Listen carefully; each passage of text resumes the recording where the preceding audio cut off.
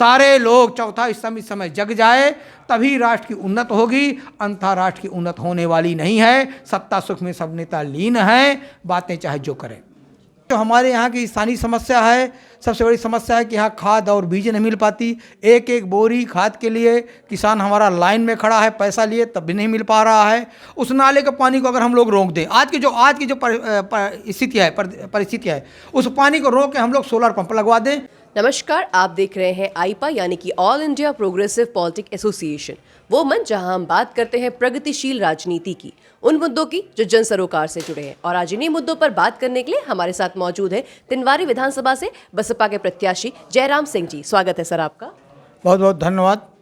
Sir, जैसा कि मैंने आपको बताया कि आईपा एक ऐसा मंच है जहां पे हम प्रगतिशील राजनीति को बढ़ावा देना चाहते हैं, क्योंकि हम बात तो करते हैं कि राजनीति में धर्म जाति ये सब होता है, लेकिन हम उसमें थोड़ा बदलाव करना चाहते हैं। तो हम प्रगतिशील मुद्दों को सामने लाना चाहते हैं। तो इस समय जिस तरह की राजनीति हो रही है उसको लेके आप क्या सोचते हैं, या फिर उसमें क्या बदलाव देखना चाहते हैं? बहुत अच्छा प्रश्न आपने उठाया।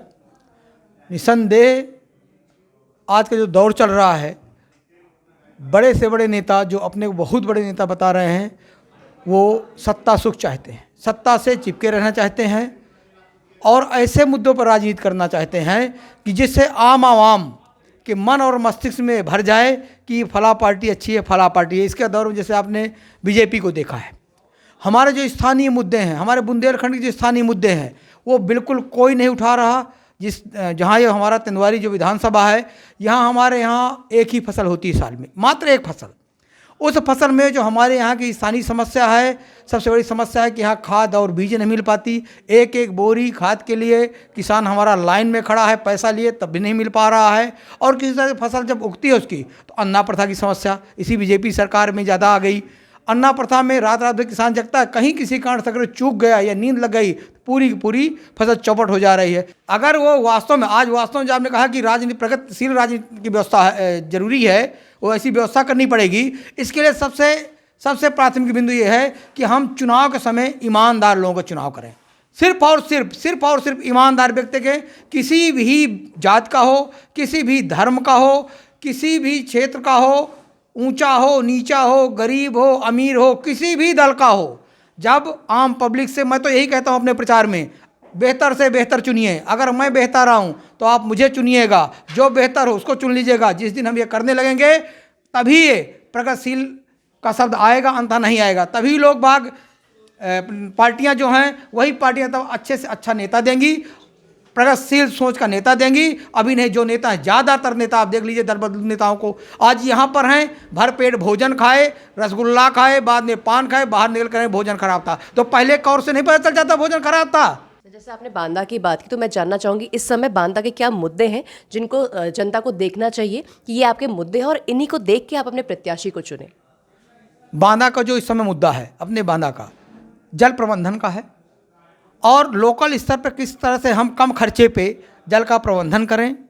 और दूसरा मुद्दा है कि खाद और बीज मिलें, चिकित्सा हमारी अच्छी हो। हमारे यहाँ बहुत अच्छा मेडिकल, विश्व स्तर का मेडिकल कॉलेज बन के तैयार है, कृषि विश्वविद्यालय, लेकिन मेडिकल कॉलेज में मशीनें हैं, उसको चलाने वाले कोई नहीं है, नहीं दे पा रही सरकारें। कृषि विश्वविद्यालय में कृषि वैज्ञानिक नहीं हैं।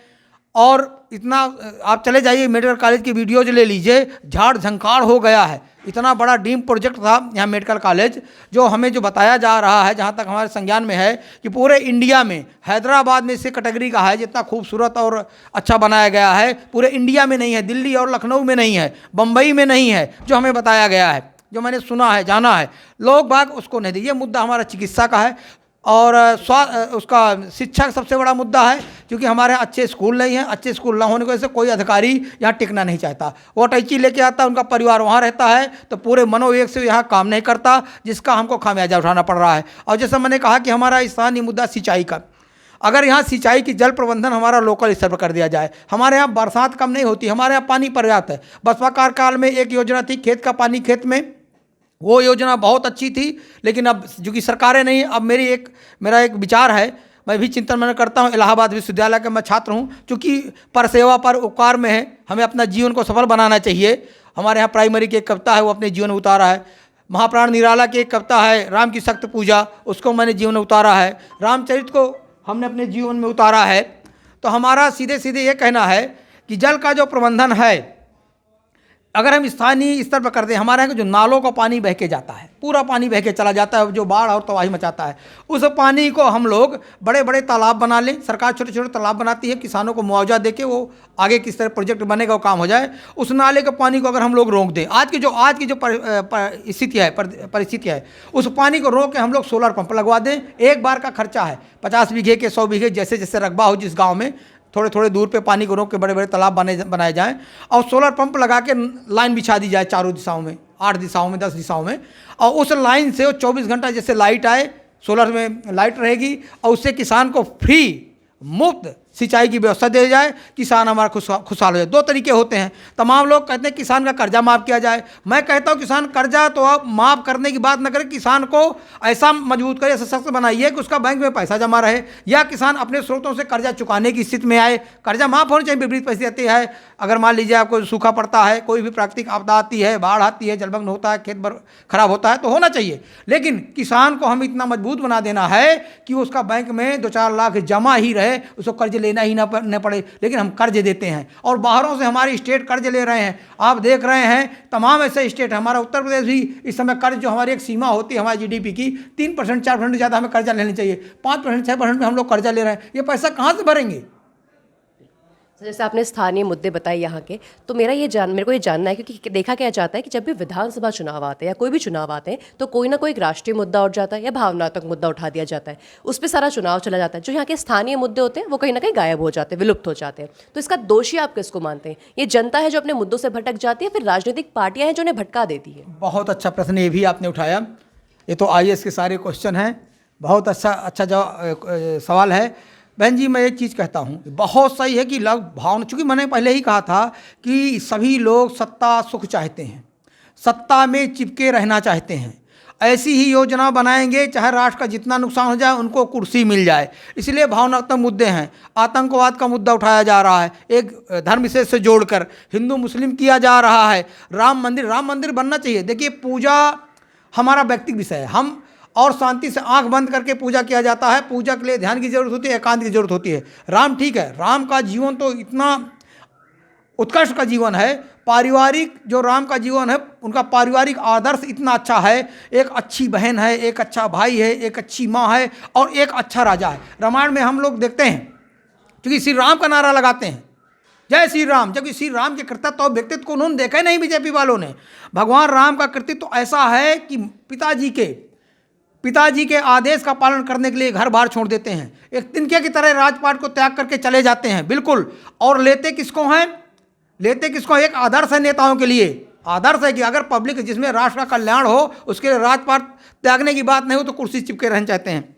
भगवान राम लेते किसके हैं? गरीबों को, मजदूरों को, दलितों को, शोषितों को वो लेके चलते हैं, सबको लेके चलते हैं कि नहीं चलते हैं सब लोग जानते हैं। रामचरितमानस का सबको ज्ञान है। और हजारों मील पैदल चल के सबरी का जो दलित महिला थी उसके जूठे बेर खाते हैं। लेकिन आज यहाँ घड़ा की राजनीति की जा रही है, ईसा की राजनीति करी जा रही है, द्वेष की राजनीति, प्रेम बिल्कुल गायब है, प्रेम का कोई सम्मान नहीं है। अरे अगर बीजेपी वाले भगवान राम की बात किए होते तो यहाँ पर प्रेम और समरसता की गंगा बह रही होती। आज ये लड़ाई झगड़ा दंगा ना हो रहा होता, जात विशेष की बात न कर रहे होते।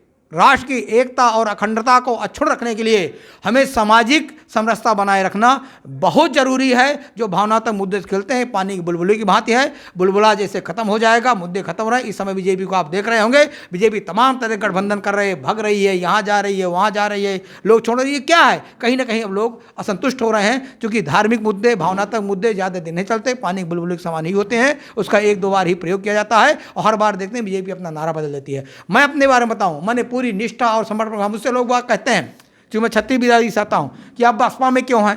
तो मैं उनको बताता हूँ कि बसपा चूँकि गरीबों की, दलितों की, शोषितों की, पीड़ितों की, वंचितों की, किसानों की, मजदूरों की पार्टी है। और अगर आपको वास्तव में सेवा करना है तो बीएसपी से अच्छा कोई प्लेटफॉर्म नहीं, क्योंकि सबसे ज़्यादा यहाँ है।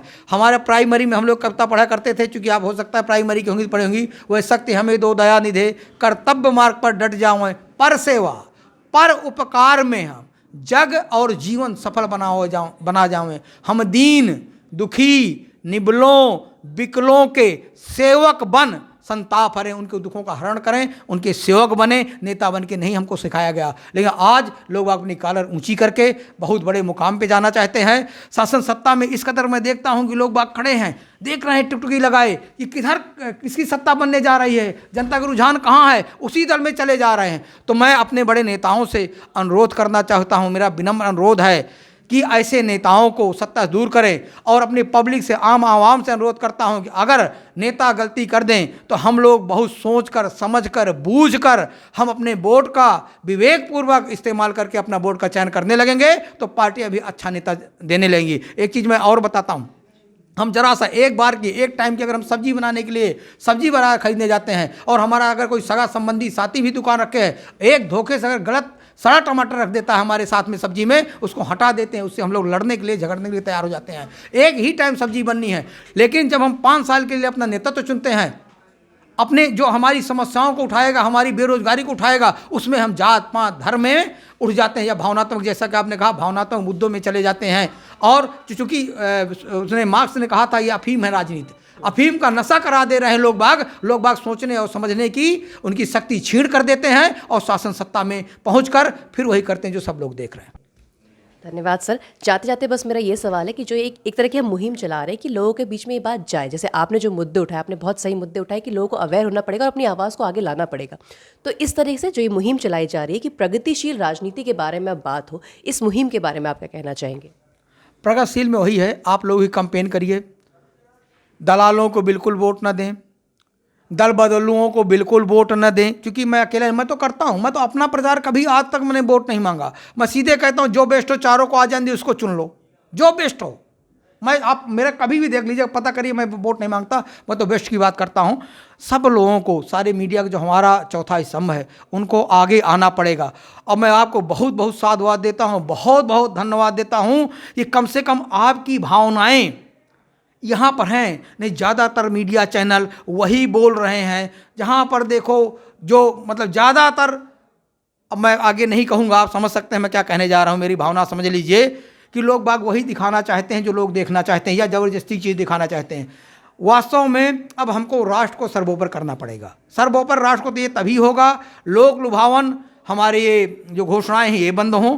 क्योंकि कहीं ना कहीं से हम लोग कर्ज देते हैं। भाई राष्ट्र क्या है, हम सबकी जनता का ही गाढ़ी कमाई का हम लोग टैक्स देते हैं।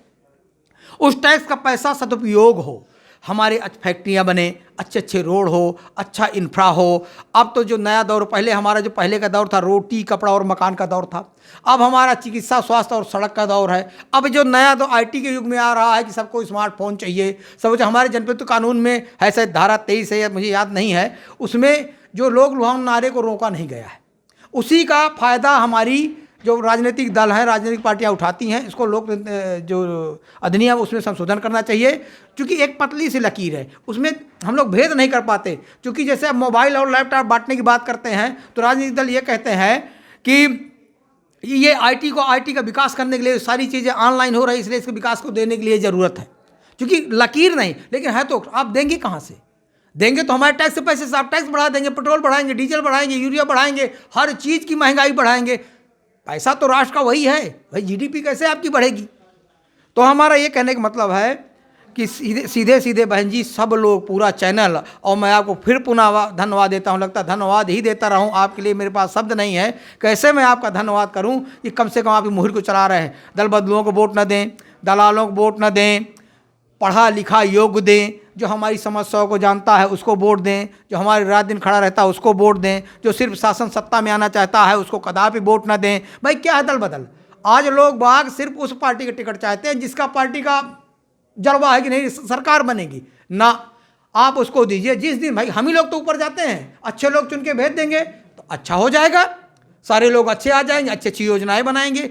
आज जो भी योजना बनती है, आईएएस और उद्योगपतियों के बीच में बैठ के एक मीटिंग होती है कि ये हमारा ये है। जैसे हमारे यहाँ हर घर जल योजना चल रही है बहन जी, आप इसको देखिएगा, ज़रा सर्वे करिएगा। ये बिल्कुल भ्रष्टाचार है, 100%। मैं इसका हलफनामा दे सकता हूँ कि ये भ्रष्टाचार है। कैसे भ्रष्टाचार है? चिल्ला से, हमारे यहाँ चिल्ला है, चिल्ला से कालिंजर लगभग 70 किलोमीटर पड़ेगा। 70 किलोमीटर लाइन बिछा रहे हैं। हमारा यहाँ से बांदा सीसी मुख्यालय से चौडगरा, आप जानते होंगे चौडगरा फतेहपुर जिले में पड़ता है, वहाँ तक डबल लेन पास थी बीएसपी गवर्नमेंट में, और उसको जहाँ पपरेंद्र तक बनी है उसके आगे वो नहीं बनी। वहाँ से चिल्ला में जहाँ से पानी आना वहाँ भूमि पूजन नहीं हुआ है, एक पाइपलाइन डाल दे रहे हैं। अब पाइपलाइन रोड किनारे किनारे पर चौड़ीकरण होगा तो वो फट जाएगी, तो उखाड़नी पड़ेगी, वो उतना प्रोजेक्ट में कोई पैसा देगा ना हो पाएगी। साथ ही अभी रोड ओवरलोड ट्रक चलते हैं, जहाँ जैसे उसमें जाएंगे फट फट पाइप फटेंगे। ये योजना शुरू ही नहीं, सिर्फ भ्रष्टाचार ये इस तरह है कि जो जिस उद्योगपति का पाइप होगा, मुझे नहीं पता किसका है, उसका भुगतान पाइप का हो गया, ठेकेदार का भुगतान हो गया, जिसका जहाँ हिस्सा जानता हिस्सा चला गया, और ये योजना नहीं चलेगी। और मैं तो कहता हूँ बीजेपी का जो बहुत बड़ा नेता हो, जिसमें प्लानर हो, जिसने प्लान बनाया, मेरे सामने डिबेट कर ले, मैं उससे सवाल जवाब करना चाहता हूँ। ये हमारी गाढ़ी कमाई का पैसा है, जनता की गाढ़ी कमाई का पैसा है, इसलिए इसका दुरुपयोग नहीं होना चाहिए। जो योजनाएं आएँ वो व्यापक तरीके, हमारे यहाँ बरगढ़ में ग्लास फैक्ट्री बन रही थी, राजीव गांधी जी ने दिया था, लेकिन वो बड़े सड़ गई, तमाम बिल्डिंगें बनी, तमाम वो सब बिल्कुल उसका दुरुपयोग हो गया। हरदर हल्ला, कौन थे हमारे प्रधानमंत्री जी देवगौड़ा, वो ले गए उसको योजना, वहाँ चल पाई नहीं, यहाँ चल पाई ये योजनाएं हैं।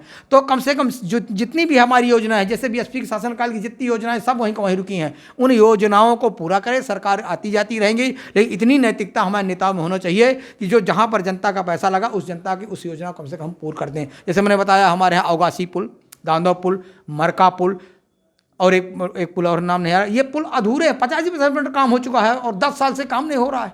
तो सरकार का पैसा बर्बाद हो रखने हो रहा है, उसका जनता के जो उपयोग के लिए, जनता के उपयोग के लिए बनाया गया उस उपयोग नहीं हो पा रहा है।